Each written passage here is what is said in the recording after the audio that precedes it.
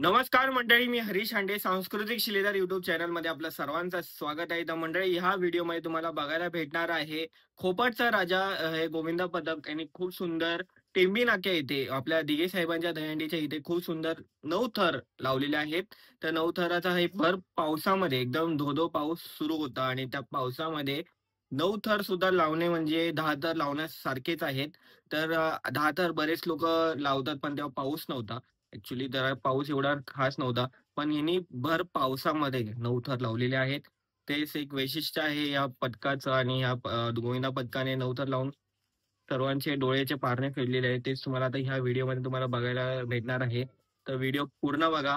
व्हिडिओला like, share, subscribe नक्कीच करा आणि धन्यवाद तुम्ही हा व्हिडिओ बघताय म्हणून. जास्तीत जास्त लोकांपर्यंत हा व्हिडिओ शेअर करा.